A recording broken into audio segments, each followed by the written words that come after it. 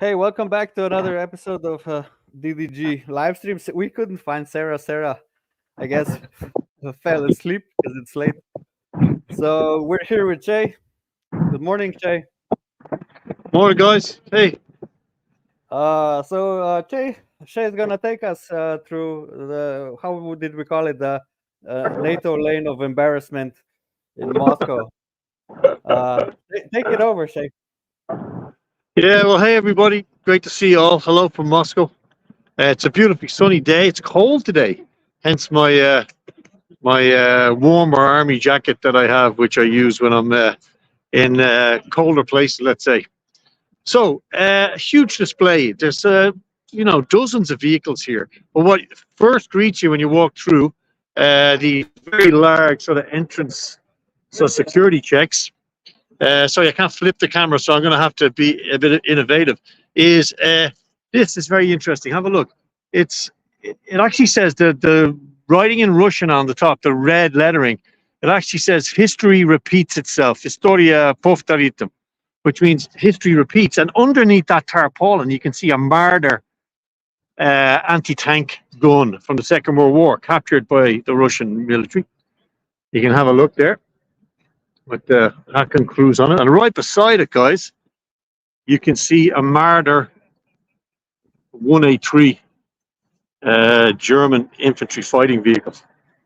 And I suppose one of the first things that you notice when you get up close to these things is, as you can see, the German flag. They put a flag of the country of origin on every one of the vehicles here. The first thing that strikes you when you get up close to them is how old they are. A lot of this equipment is old. It looks old. And it kind of feeds into the narrative that NATO has dumped a lot of stuff into Ukraine. But the Marder 1A3, again, was billed as, of course, a game changer. And you can see on the running wheels here, a lot of shrapnel damage. As you can see, a lot of damage. But you can see how old these machines are. This isn't new material by any stretch of the imagination. Quite compact. And the main armament on the Marder is, I think, a 30mm cannon. No point in me showing you the spec sheet, if you like, which is on every vehicle, because it's all in Russian. There's a quick overview of it here. See, quite a bit of damage. And here's the rear sort of exiting compartment as well. Now, very close by, very close by, right beside the Marder, is another piece of German equipment, as you can see. And this is really one of the stars of the show, really, I suppose. The Leopard. And this particular model is a Leopard 2A6, so it's quite an advanced Leopard tank, widely considered to be one of the best tanks of the world. That was before the second phase, if you like, of the conflict in Ukraine, when the Russian military intervened in 22. Because like much of this kit and equipment here, the Leopard 2A6 hadn't really been challenged in combat against a peer adversary. It had never actually been, as far as I know, in real terms challenged. And it met its first challenge when it met the Russians in Ukraine. Shay, for a second, I'll put up the famous tweet from the defense of Ukraine. Release the Leopards. Release the Leopards. Yeah, well, the Leopards were released and they were captured, as you can see. We got a young Russian soldier. You can see he's given a little discussion about how these were captured. I'm not sure if he's one of the boys that actually did the capturing, but he's an expert in the Leopard tank. He's obviously a decorated veteran of the SMO, because you can see that on his chest as he gives his talk, Paruski, to the gathered veterans and media and people who've come along, ordinary Russians. you can see with the 2A6, there's quite a bulky projection of armor on the front. The first Leopards, the Leopard 1, basically, was quite a basic tank developed just in the post-war period. But this is basically the 6th evolution of the tank with significant armor on it. Of course, you can see the anti-RPG, or it's not an anti-drone grill, it's an anti-RPG grill fixed to the side of the turret. And of course, prior to the arrival of the FPV drone, which evolved in this conflict, this would have been designed to protect the turret, the vulnerable parts of the turret, from an RPG. And we've seen similar types of protection on Merkava tanks in Gaza. And we've seen first-person video from the resistance fighters there attacking Merkava tanks, and they usually try to get their hull main charges under the gap between the turret and the body of the tank. And you can see the thickness of the armor here if I bring you up close. Some of this is reactive armor, so it'll be explosive reactive armor. These box-like structures you see on the side of the tank would explode in reaction to a charge coming in an RPG usually, or an anti-tank weapon. I'm not sure how this Leopard was destroyed or how it was damaged. There's some smoke damage on the turret, but you can see the size of the gun, and you can see shrapnel damage on the gun as well, which suggests that it may have hit a mine, but it's not detracked. You can see the running gears in perfect order on the tank as well. Smoke discharges on the back of the turret. The turret is huge, it's long, and it's very, very sort of sleek looking. And funnily, you wouldn't imagine it, but for the driver, a little wing mirror like you used to have on your bike as well. So this is our friend here. Здравствуйте. Я ирландский журналист. Ирландия.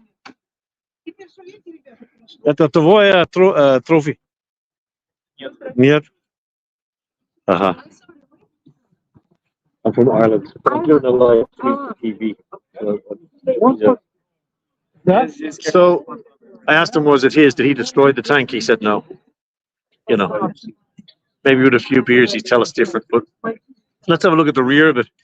As you can see, the turret projecting. There's a huge gap underneath the turret, as you can see, which is vulnerable, really. I think that's an area that the boys tried to target. And on the top, you can see the big fans for the engine, the big extractors, very similar to a Tiger tank. And the Tiger would have influenced a lot of the engineering ideology, if you like, around the Leopard. Of course, the Tiger being one of the most powerful and successful tanks. Second World War.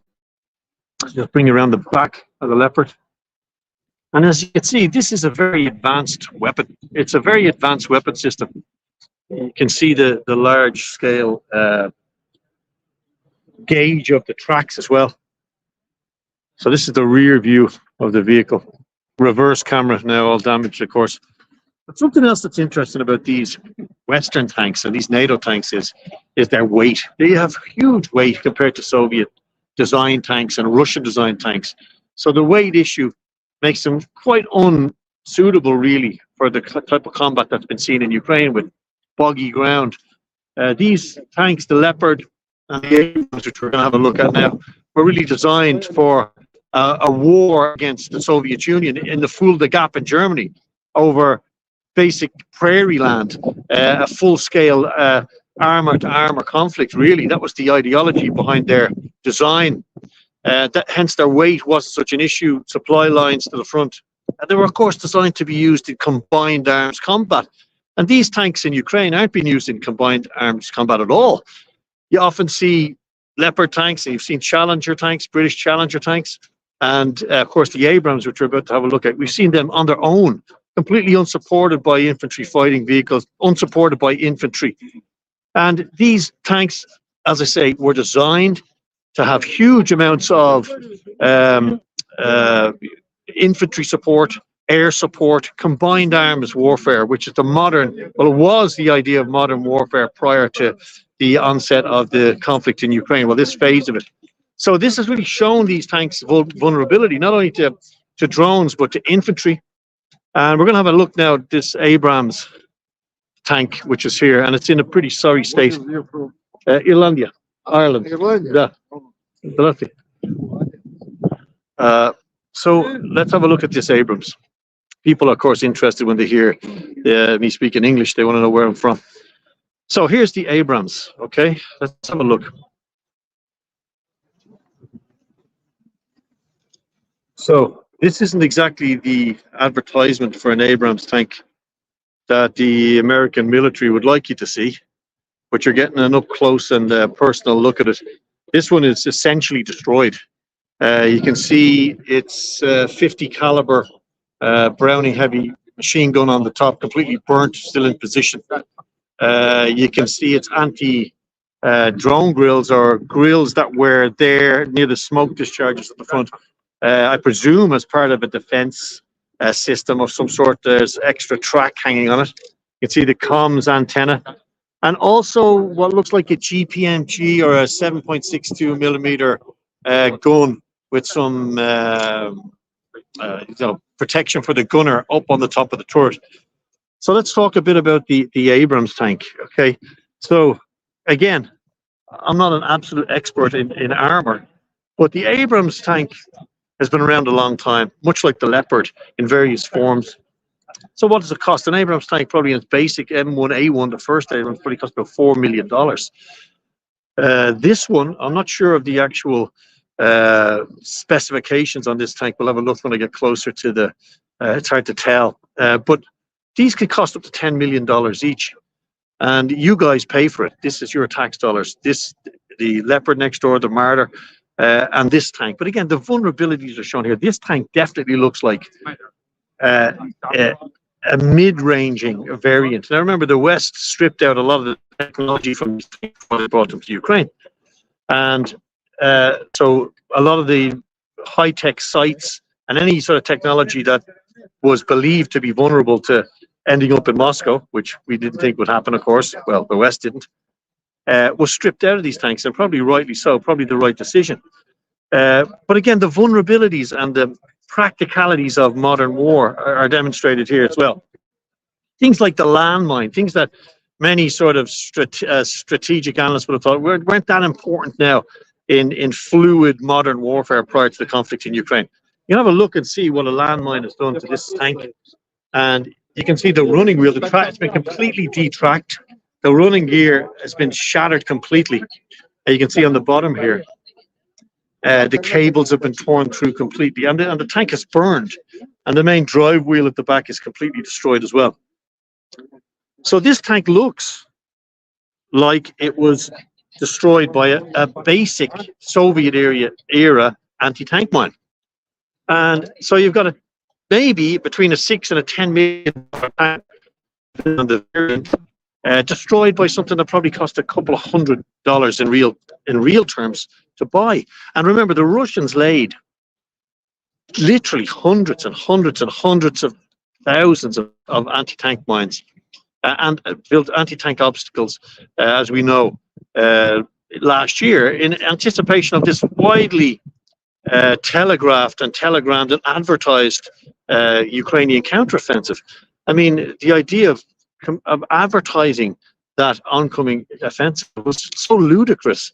Even just telling the Russians and everybody else that they were going to go through Tokmak, the exact route of attack, and they actually followed through on that, coming through Zaporozhye, a place like Robotina, where tanks like this piled up alongside their Leopard German counterparts. So kind of a ludicrous behavior to drive these type of machines as part of individual small strategic assaults, no air cover, no real command and control, tanks following tanks onto the same minefield. And we've seen famous photographs of that. And this actually looks like one of those vehicles. Now, it also looks like it took a hit to its turret at the side, now that I look at it from another angle. And some of the armor, maybe it was reactive armor on the side. You can see the damage there. So it looks like it was struck by either an RPG or possibly a Cornet anti-tank missile, which destroyed the first layer of armor I'm just going to move around to the side, to the back of it, and I'll just show you guys a little bit more. So it's an M1A1. So as I said, this is the most basic version of the Abrams tank. Highly unlikely that this tank would be deployed by a European or American army in theater, because it wouldn't be seen as sufficiently armed or armored. I'm not sure of the gun. They started out with a 105 millimeter gun, and they were upgraded to a 120 millimeter gun. Yeah, so this is an upgraded gun. So it's a 120 millimeter gun. It's a powerful gun, very powerful. Remember, the most powerful tanks in World War II, like the Tiger, had an 88 millimeter gun. So this is a 120 millimeter gun. The more modern tanks have even bigger guns. As you can see, an M1A1. You can see that the plate steel, which has just been shattered as you have a look. And up on the rear, which is the ammunition compartment at the rear of the tank, the rear of the turret, you see the low slung turret. Quite a small gun. It's quite a small vehicle, really, when you see how close it is to the ground. But you can see the, of course, the shrapnel damage on the rear sort of ammunition compartment as well. So that's the Abrams. So moving along to the next contribution from Washington to this lovely display for the citizens of Moscow and Russia. We've got one of these engineering vehicles, which is quite remarkable. These are probably some of the most valuable and important vehicles that Sorry for interrupting you. Can you give us a small interview? When I finish my stream, I'm just streaming to the US. How many minutes? 15 minutes. 15 minutes. Yeah.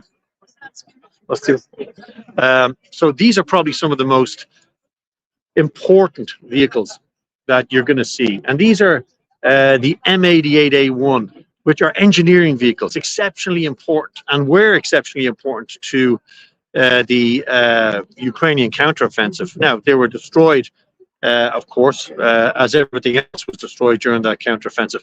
But have a look at these vehicles. These are exceptionally important. They're recovery vehicles, and they're exceptionally big, powerful machines. Have a look at this. You can see the huge winch hoist on the top. And again, you can see how old these vehicles look. These are old pieces of equipment.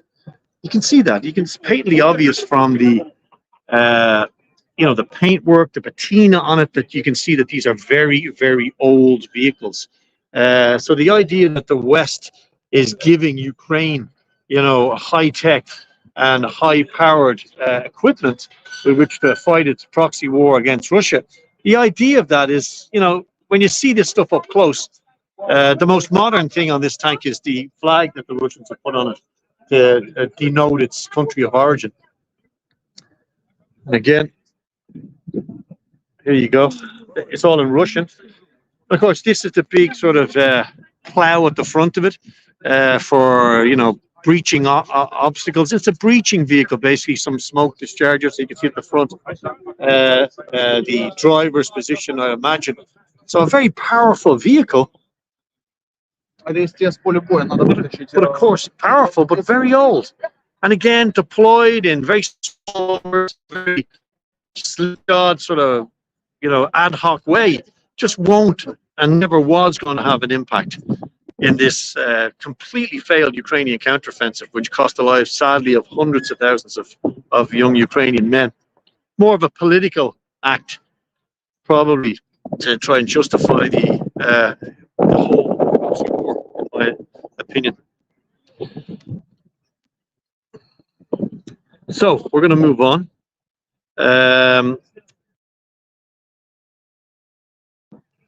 Now, this is an interesting beast in front of us. So this is the M1150 assault breacher vehicle. And this is based on the Abrams chassis. And this is a more modern looking piece of equipment and a more powerful looking piece of equipment than the M1A1. You can have a look at it here. So you can recognize the Abrams chassis, the Abrams turret, heavily armored at the front and at the side. another additional element of armor you can see, which stands proud over some of the operating kit and equipment. A skirt at the side, an armored skirt, which is essentially rubber. It's not really going to offer much armored protection, as you can see. Some additional armor, which seems to have been placed, and you can see here, you can see desert livery, if you like, as the military would call it. Livery is the delivery of the color of the machine. The drab olive, which is the standard color, has been replaced by desert colored additional armor plate, and that again suggests a lot of this stuff has been cobbled together. These replacement panels are from a desert deployment. They're not from a European deployment, because you can see from the green color. So again, you can see that a lot of this stuff has just been cobbled together and sent to Ukraine. And what happened to the men driving them is utterly irrelevant. So it's an interesting fact. You can have a look at it there. You can see the different color as opposed to the green. The green and black is the European livery, and the desert camo at the front.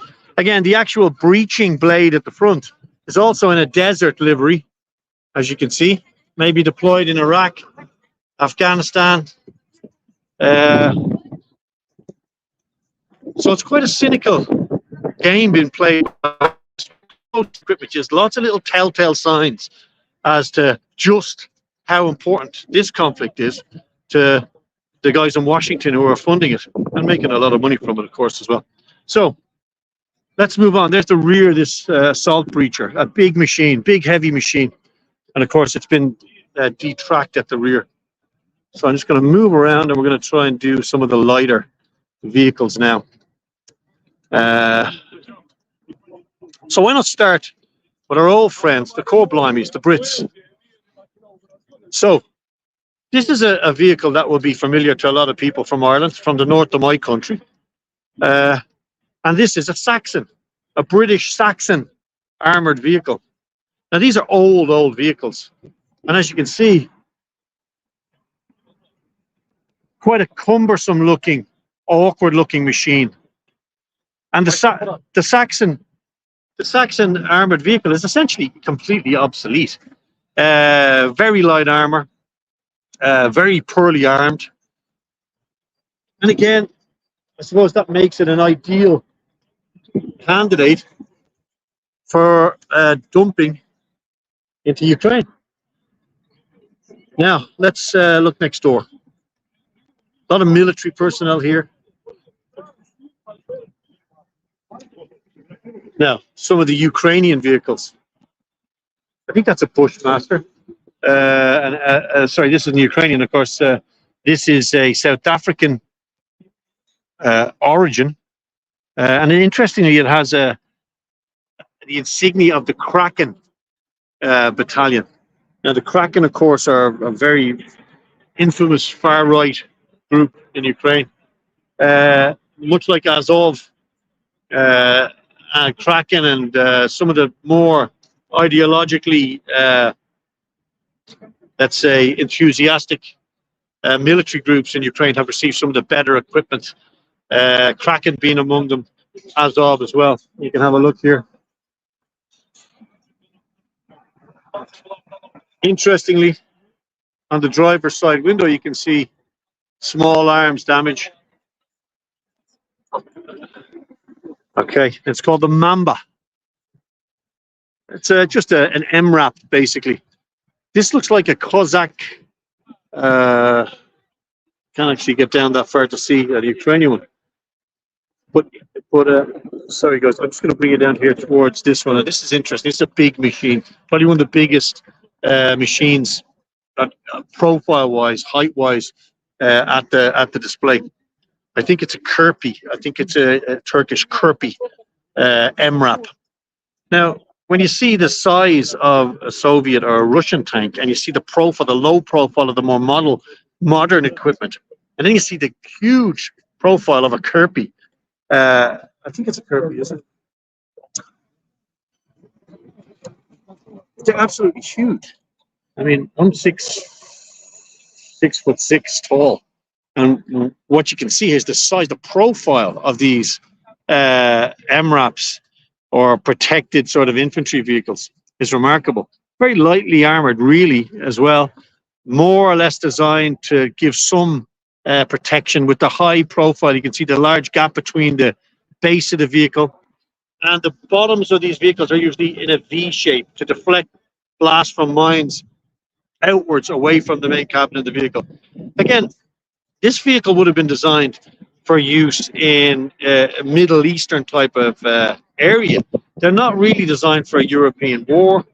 And the profile makes a hugely accessible target, if you like, for any anti-tank gunner or any tank scanning the horizon. These are incredibly tall. This must be nearly 3 meters tall, which gives a huge target for any infantryman or anti-tank team or any armor capable of destroying it. And probably hundreds of this type of vehicle have been destroyed in Ukraine.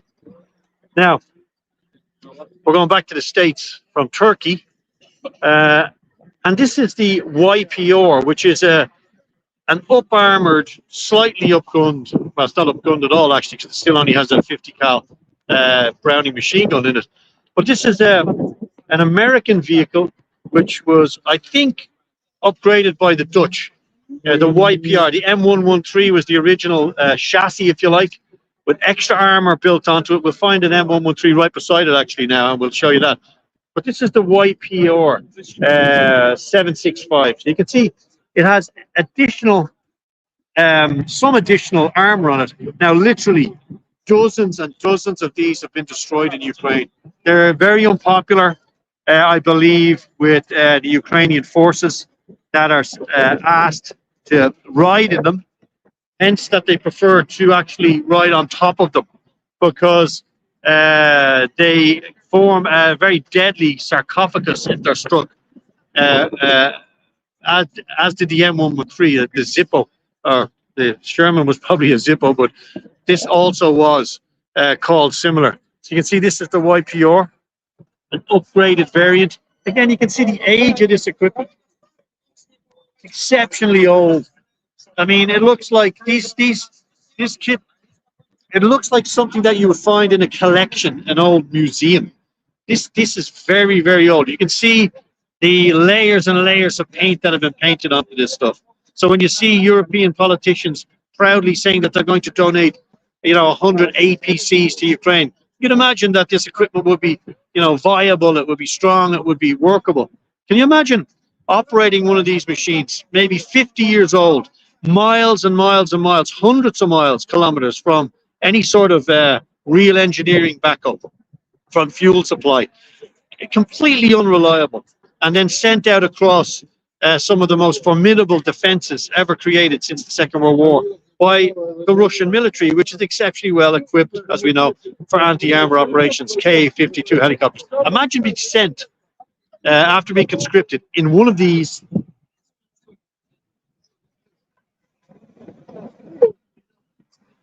and being told, off you go, boys. It's a terrifying prospect, and sadly, tens and tens and tens of thousands of young Ukrainian men have died in vehicles like this. And when you see the utterly inoperable state of some of this equipment, you can just see from the patina on it, even the road running tracks are completely missing on the vehicle. Cracks in the armor, which were there before this was delivered, I would imagine. You can see that this stuff is being dumped into Ukraine. And dumped into Ukraine so that the American bosses can probably replace it. The military-industrial complex then feeds the machine vast profits again and again. So it's a washing machine of money. And sadly, this is the type of shitbox that men are expected to go to war in. Absolutely remarkable. And here's its older brother, the M113. I think these first saw service in Vietnam, really. So this is another ancient piece of equipment. It's essentially a steel box. You can see the thickness of the armor. It's basically a few millimeters of steel, which might stop small arms. It might stop a medium machine gun, but it's not going to stop anything else. And if anything else penetrates that, like an RPG, or God forbid, a Cornet anti-tank missile, everything inside this thing is cooked immediately. There's no way out. And hundreds of these have been sent to Ukraine. Hundreds and hundreds of these have been sent to Ukraine. and dare I say it, thousands of young men have died in them. For what exactly? It's another day's work. So this is the M113, a veteran of Vietnam, Korea. Many of you guys in your 50s and 60s and 70s will recognize this piece of kit. It's got a hastily added anti-tank mesh welded to the front of it. It's kind of scrapyard challenge kind of stuff. And of course, in the battlefield, you've got to innovate. You've got to do what you can do. I mean, the Russians are doing it at the moment with Tsar tanks and Turtle tanks. Very interesting stuff. Whatever you do to defeat this huge drone threat, which has completely transformed the battlefield in Ukraine, you got to do it.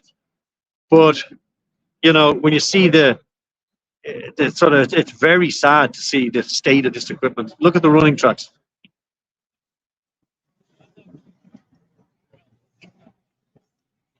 And again, you can see the patina, the age of this equipment. Absolutely remarkable.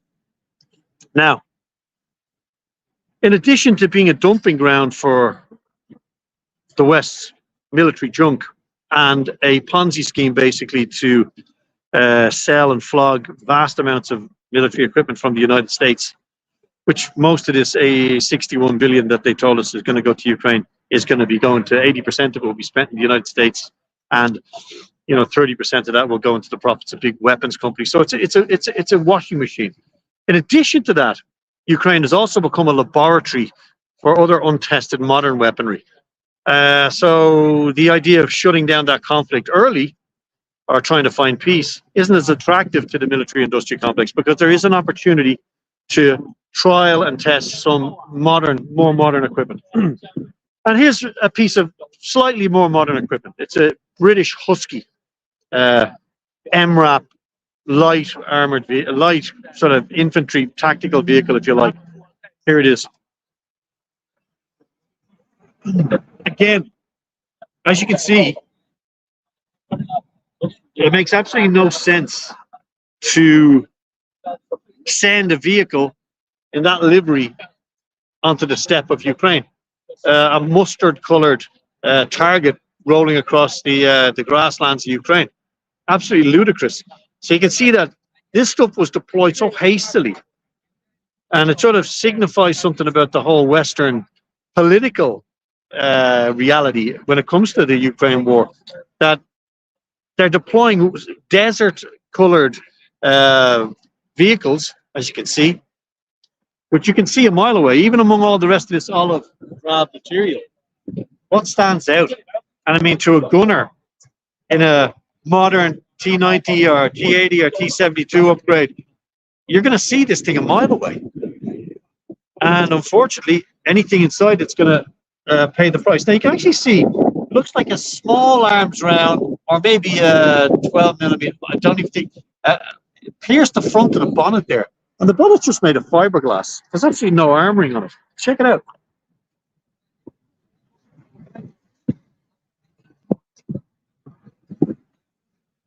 Now, the ballistic glass at the front has offered some protection, obviously, to the drivers.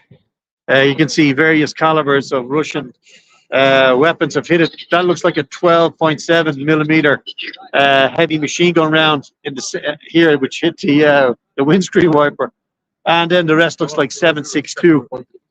But again, the protection offered by these things is at least minimal.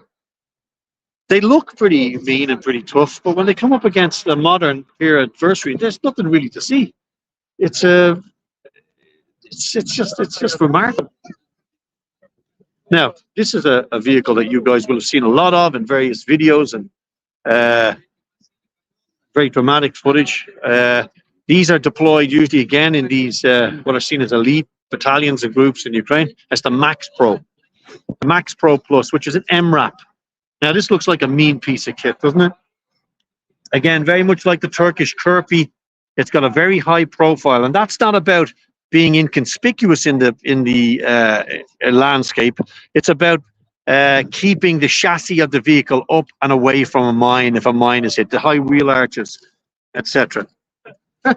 Now that gives it a very high center of gravity, which makes it easy to turn over in some contexts if it goes into a ditch or into a shell hole, which many have done. But it also is exceptionally easy to hit from a long distance away. Remember, modern Russian battle tanks and anti-armor systems can destroy any Western supplied armor from many kilometers away in any conditions and at night. And this thing is not something you want to be in when that occurs, as it just makes a giant whopper of a target in any gunner's sight. Absolutely remarkable. And this particular MaxxPro is in absolutely pristine condition. It looks like it was abandoned or captured at the rear. Even the tires are in great condition. Again, these were developed for occupation forces, basically, for wars against the Afghans, the Iraqis, insurgent warfare, because they're very lightly armored. These weren't developed or designed to combat main battle tanks of a peer adversary. So I'm going to do one more. How many minutes more? So I'm going to do one more, guys, because I got to get moving. And I'm going to pick out what we're going to do. So I don't really want to do a T-72 because we've seen it.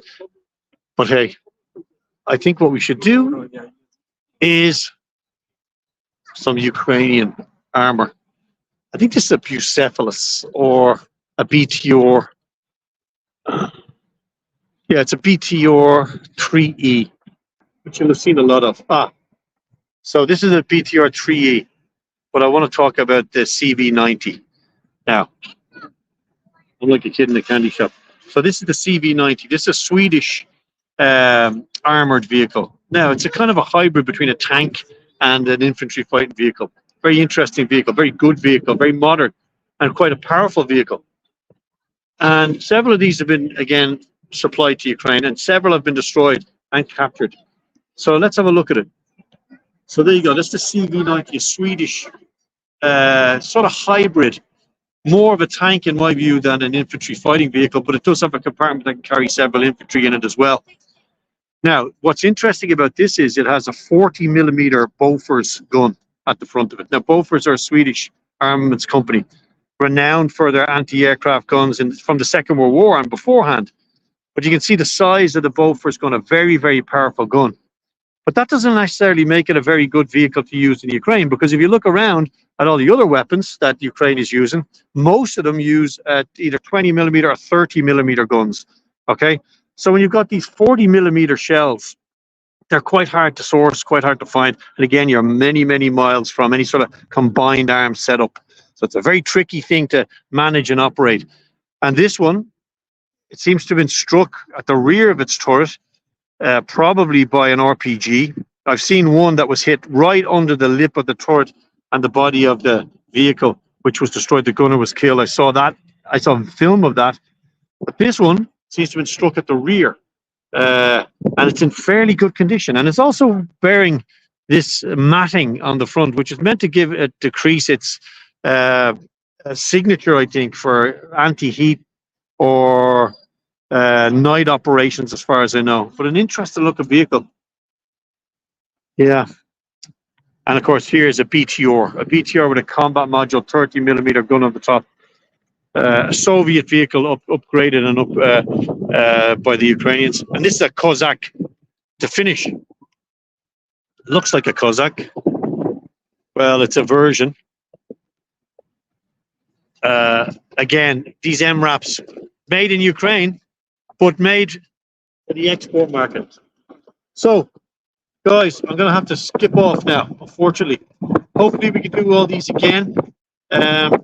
Thanks for joining. Thanks to DD and the guys for asking me to come on and show you around. I hope it was interesting. And from Moscow,